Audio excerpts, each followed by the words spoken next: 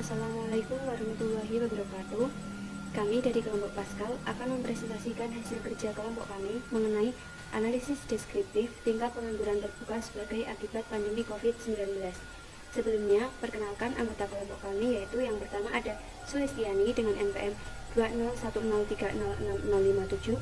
Yang kedua ada Aulia Kuki Maharani dengan NPM 20103066081. Yang ketiga ada Dina Eki Pratiwi Putri dengan NPM 20103066082. Dan yang terakhir ada Kania Trihepsari dengan NPM 20103066110. Yang pertama ada latar belakang. Salah satu permasalahan yang sering terjadi di Indonesia adalah pengangguran. Tingkat pengangguran menjadi salah satu indikator penting dalam keberhasilan pembangunan negara. Terdapat banyak jenis pengangguran, salah satunya adalah pengangguran terbuka.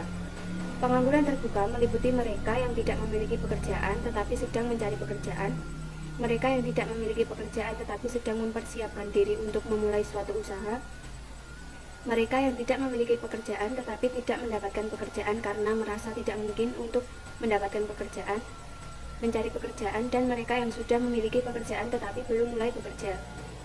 Tahun 2020 adalah tahun di mana merebaknya virus corona atau COVID-19 di Indonesia. Pandemi ini mengakibatkan berbagai sektor merasakan dampaknya. Salah satunya adalah dalam lowongan kerja. Adanya pandemi COVID-19 saat ini memberikan pengaruh pada perusahaan-perusahaan atau penyedia kerja. Beberapa perusahaan harus memberlakukan PHK atau pemutusan hubungan kerja kepada para pegawai, terutama pegawai kontrak atau tidak tetap. Dikutip dari tribunnews.com, Sekjen Kementerian Ketenagakerjaan Anwar Sanusi mengatakan bahwa terdapat 29,4 juta orang terdampak pandemi, baik yang di PHK, dirumahkan, dan dikurangi jam kerjanya. Hal tersebut menyebabkan adanya peningkatan jumlah pengangguran di masa pandemi ini. Selain adanya PHK pada penyedia kerja, adanya ketidakseimbangan antara jumlah pekerjaan dengan tenaga kerja menjadi faktor lainnya. Di masa pandemi COVID-19 saat ini, beberapa perusahaan tidak terlalu banyak membuka lowongan pekerjaan, sehingga jumlah pengangguran terbuka pun bertambah. Hal tersebut dikarenakan sekolah masih memberlakukan pembelajaran daring dan akan terus meluluskan para siswanya. Lulusan pun bertambah, tetapi perusahaan justru menerapkan PHK pada para pegawainya dan tidak membuka lowongan pekerjaan di masa pandemi ini.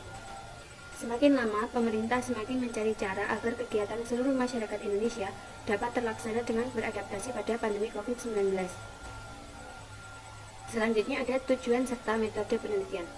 Tujuan pada penelitian ini adalah untuk menganalisis secara deskriptif data pengangguran terbuka menurut provinsi pada tahun 2019 hingga 2021. Selanjutnya metode penelitian. Metode yang digunakan yaitu metode kuantitatif dengan memanfaatkan aplikasi GeoGebra untuk memperoleh hasil penelitian dengan analisa bersifat statistik. Selanjutnya di sini terdapat tabel tingkat pengangguran terbuka selama 5 periode menurut provinsi. Di situ ada 34 provinsi dengan 5 periode, yaitu periode Februari 2019, Agustus 2019, Februari 2020, Agustus 2020, dan Februari 2021. Saya lanjutkan untuk hasil dan pembahasan. Untuk hasil dan pembahasan yang pertama, terdapat pada periode bulan Februari tahun 2019 mengenai mean sebesar 4,41%, median sebesar 4,04%, tidak terdapat mode atau modus dikarenakan tidak ada data atau nilai yang sama. Yang selanjutnya ada kuartil pertama sebesar 3,22%, sedangkan untuk kuartil ketiganya sebesar 5,5%. Untuk variansi sebesar 2,65%, dan yang terakhir ada standar deviasi atau simpangan baku sebesar 1,63%. Pada gambar sebelah kanan dapat kita lihat tampilan histogram dari periode bulan Februari tahun 2019. Pada slide selanjutnya, gambar sebelah kiri merupakan garis dari periode bulan Februari tahun 2019, sedangkan pada gambar kanan merupakan diagram batang dari periode bulan Februari tahun 2019. Untuk pembahasan yang kedua ada pada periode bulan Agustus tahun 2019. Untuk mean sebesar 4,71%, median sebesar 4,4%, tidak terdapat modus atau mode dikarenakan tidak ada data yang sama. pada Q1 atau kuartil pertama sebesar 3,52%, sedangkan untuk kuartil ketiga sebesar 5,94%. Untuk variansi sebesar 2,36%, dan yang terakhir ada simpangan baku atau simpangan standar deviasi sebesar 1,54%. Pada gambar sebelah kanan dapat kita lihat histogram dari periode bulan Agustus tahun 2019.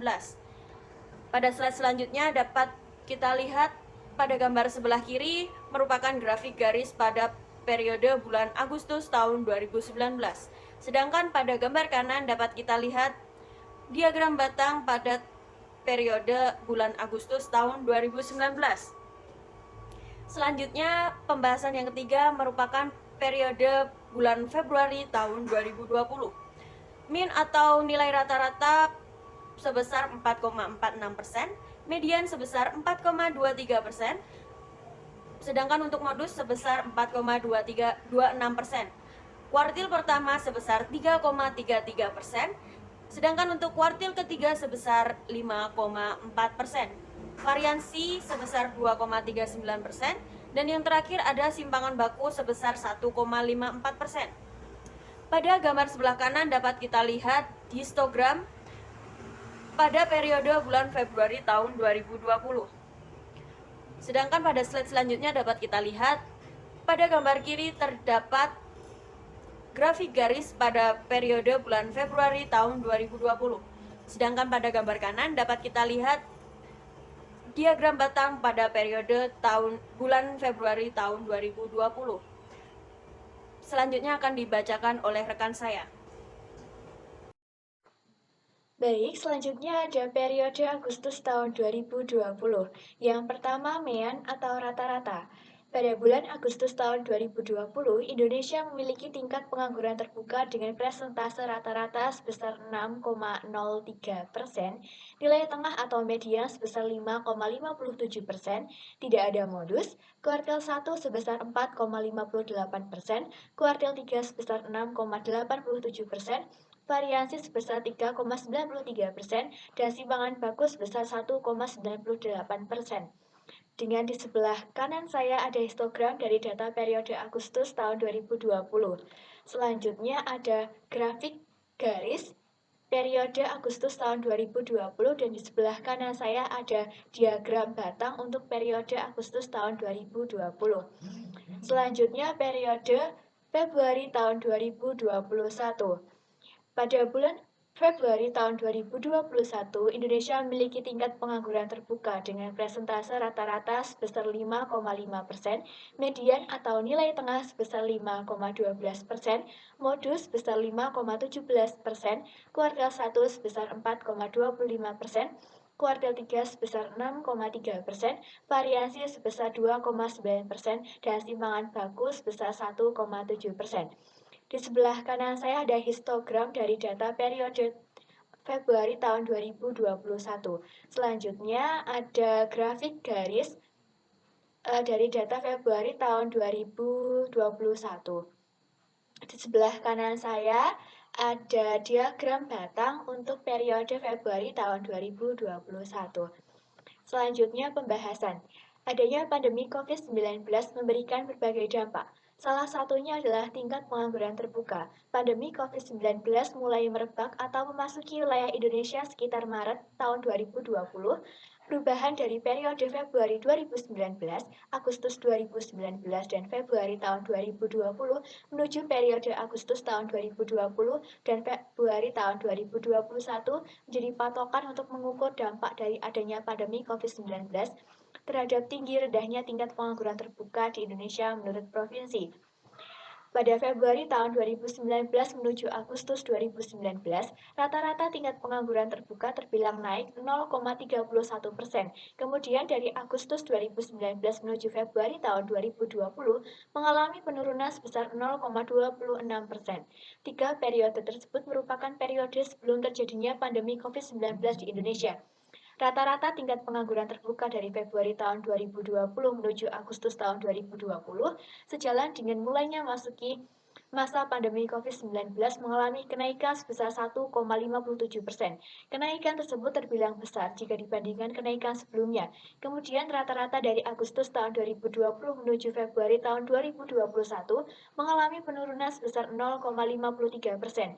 Hal ini menunjukkan bahwa setelah beberapa bulan masa pandemi COVID-19, semakin lama masyarakat serta pengusaha penyedia kerja dapat beradaptasi dengan kondisi pandemi COVID-19, sehingga perusahaan kembali membuka lowongan pekerjaan dan masyarakat bersemangat kembali untuk mencari dan mendapatkan pekerjaan. Selanjutnya akan disampaikan oleh teman saya. Yang selanjutnya, sebagai upaya memutus rantai COVID-19, pemerintah menetapkan peraturan tentang pembatasan sosial berskala besar atau PSBB melalui peraturan pemerintah atau PP nomor 21 tahun 2020 tentang pembatasan sosial berskala besar atau PSBB dalam rangka percepatan penanganan pandemi COVID-19. Selain itu, pemerintah juga menerbitkan Keputusan Presiden Nomor 11 Tahun 2020 tentang penetapan kedaruratan kesehatan masyarakat pandemi COVID-19. Langkah ini diambil untuk memutus rantai penularan pandemi COVID-19 dengan perhatian utama pemerintah adalah kesehatan masyarakat. Kebijakan yang diterapkan oleh pemerintah berdampak terhadap ketenaga kerjaan, yaitu banyaknya terjadi pemutusan hubungan kerja atau PHK terhadap tenaga kerja. Hal ini berkaitan dengan pencari kerja yang semakin bertambah dan lowongan kerja yang semakin berkurang.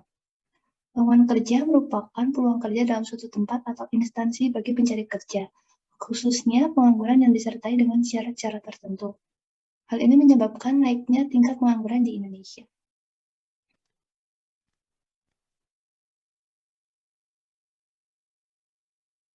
Pada bulan Februari 2019 ke Agustus 2019, terdapat perubahan penyimpangan sebesar 0,34%. Kemudian pada bulan Agustus 2019 ke Februari 2020 terdapat penurunan penyimpangan sebesar 0,05%. Lalu Februari 2020 ke Agustus 2020 terdapat kenaikan variansi sebesar 1,54%. Hal tersebut bisa disebabkan karena sedang merebaknya COVID-19 pada tahun 2020. Dan juga banyaknya pekerja yang di PHK sehingga memengaruhi penyimpangan tingkat pengangguran terbuka menurut provinsi. Sedangkan pada bulan Agustus 2020 ke Februari 2021 terdapat penurunan variansi sebesar 1,03%. Hal ini dikarenakan sudah mulai dibukanya beberapa lapangan pekerjaan. Lalu pada bulan Februari 2019, Jawa Barat memiliki tingkat pengangguran yang paling tinggi, yaitu sebesar 7,78%. Pada Agustus 2019, tingkat pengangguran yang paling tinggi adalah Banten dengan persentase sebesar 8,11%. Lalu pada bulan Februari 2020, Banten adalah provinsi yang memiliki tingkat pengangguran yang paling tinggi dengan persentase 7,99%. Lalu pada bulan Agustus 2020, DKI Jakarta memiliki tingkat pengangguran paling tinggi sebesar 10,95%. Yang terakhir pada Februari 2021, tingkat pengangguran terbuka paling tinggi yaitu di Kepulauan Riau dengan 10,12%. Tingkat pengangguran terbuka yang paling tinggi tersebut sangat berpengaruh dalam rata-rata pengangguran terbuka menurut provinsi di Indonesia. Baik, di kesimpulannya, salah satu permasalahan yang sering terjadi di Indonesia adalah pengangguran. Faktor yang menyebabkan meningkatnya angka pengangguran adalah ketidakseimbangan antara jumlah pekerjaan dengan jumlah tenaga kerja yang ada. Selain itu, rendahnya pendidikan dan keterampilan juga menjadi penyebab tingginya tingkat pengangguran di Indonesia. Tahun 2020 adalah tahun di mana merebaknya virus corona atau COVID-19 di Indonesia. Hal tersebut menyebabkan peningkatan jumlah pengangguran di masa pandemi ini. Oleh karena itu, penulis memilih data tingkat pengangguran terbuka di Indonesia. Lalu kenaikan terjadi pada periode Februari 2019 menuju Agustus 2019 dan Februari 2020 menuju Agustus 2020. Sedangkan penurunan terjadi pada periode Agustus 2019 menuju Februari 2020 dan periode Agustus 2020 menuju Februari 2021. Penurunan pada Februari 2021 dan Agustus 2020 menunjukkan bahwa setelah beberapa bulan masa pandemi COVID-19, semakin lama masyarakat serta perusahaan penyedia kerja dapat beradaptasi dengan kondisi pandemi COVID-19. Sehingga perusahaan kembali membuka lowongan pekerjaan dan masyarakat bersemangat kembali untuk mencari dan mendapatkan kerja. Sekian presentasi dari kami, kelompok Pascal. Mohon maaf apabila masih ada kekurangan dan juga salah kata dalam pemaparan presentasi pada kali ini. Akhir kata, wassalamualaikum warahmatullahi wabarakatuh.